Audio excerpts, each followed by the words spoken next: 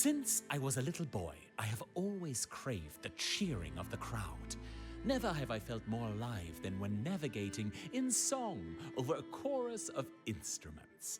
My flute would pierce high above the brass and drums, etching emotions on the hearts and minds of bewildered spectators. I called the crowds that gathered my precious flock of songbirds. They called me their maestro. I often wonder if the pride I felt in such melodious moments was not the cause of the curse that now afflicts me.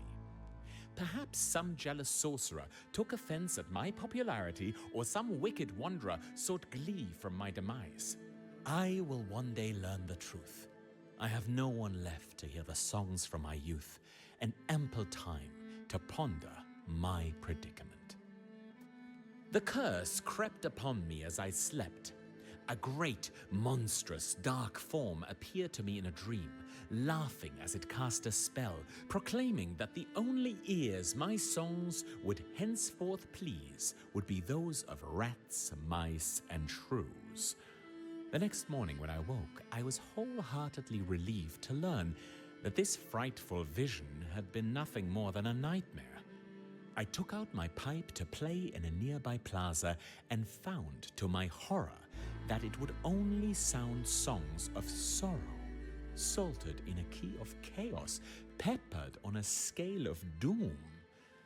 My public could not bear to listen to me, putting hand to ear and feet to ground, and sure enough, as the nightmare had forewarned, my only admirers from that day forward were vile, villainous vermin. The fall from hallowed hall to stinking sewer was a tragedy that took me completely by surprise. Soon, hunger nearly claimed my body, for no town or assembly was client for haunting tunes.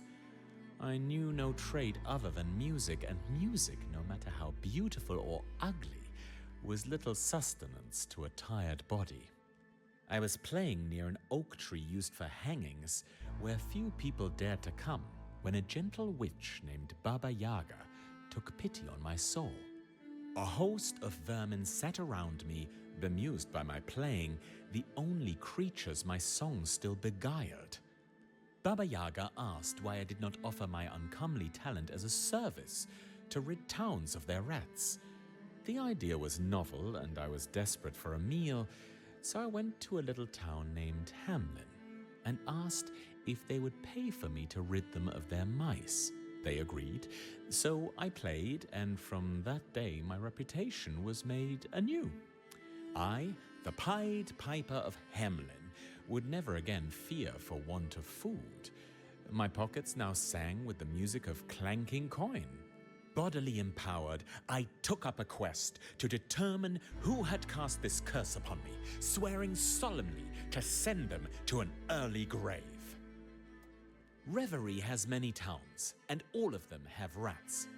As I rid the villages and hamlets of their infestations, four-footed pariah following me away from their drains and sewers, my name grew more famous than it had been as a musician of the classics. Though I now had a means of livelihood, I did not consider chasing mice a proper profession, for it meant I walked alone. My mood grew dim as my loneliness grew longer. Even Baba Yaga in due course no longer paid me visits. I began to fear I might surely lose my mind. It was one early evening in my darkest hour of that dark day that I heard the clanking sound of a shield approach and the snorting sound of a baby dragon. I was approached by a captain of the Raven's Watch, its eldest guardian, in fact, the old warrior Beowulf. He himself cursedly hounded by a foundling drake.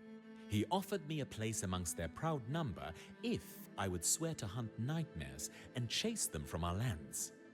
As desperate for company as I had once been for food, I accepted the offer.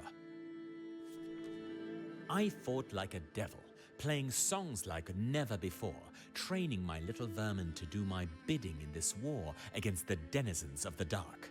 The Raven's Watch united many a brave soul under a single purpose: to defeat the nightmares invading Reverie and banish them from our world. The Tinkerer Geppetto made me flutes like none I had ever played, and Beowulf taught me stratagems to counter enemies on higher ground. Scarlet, Melusine, Aladdin, and many more joined me on missions to rid our lands of plague and scorn. It was on one fateful night that I crossed paths with a familiar shadow, that of the very witch who I'd once counted as my one and only friend. Baba Yaga was giving orders to a trio of nightmares, as if it were her, the commander of their wretched campaign of terror. Was this kind witch our enemy? Was Baba Yaga the sorceress that had cursed my songs? That very night, the witch became the focus of my vengeance. I should have known that Baba Yaga was some evil shrew masked in witchy garb. My music did not scare her, nor did it bend her malicious mind to obey my will. She was somehow immune to all my charms. Convinced that the witch had caused my pipe to play afoul, I set out to kill her, and would not rest until she had died. On a night without a moon, I cornered Baba Yaga in her den. All my vermin lent me courage, and all my hatred gave me strength. We fought like two demons, hell-bent and bloody-eyed, neither giving quarter. Never had I played so well. Each note struck home like lightning, and as dawn drew near the shrew, she finally fell. My rats reared up to shred her into oblivion. Then, in her eyes, I saw a glimmer of the woman who had once shown me kindness. To my surprise, I let her go. She scurried off into the night. I kept this mercy to myself, for I knew that something else was behind our curses, and Baba Yaga was yet another victim. My quest for vengeance had only just begun. I have come to understand as I play my cursed pipe that this talent is a blessing. No other musician, for I still consider myself a minstrel, knows songs capable of taming the vermin and making them useful in a fight. I am respected as a warden of Reverie, a guardian of the Raven's Watch.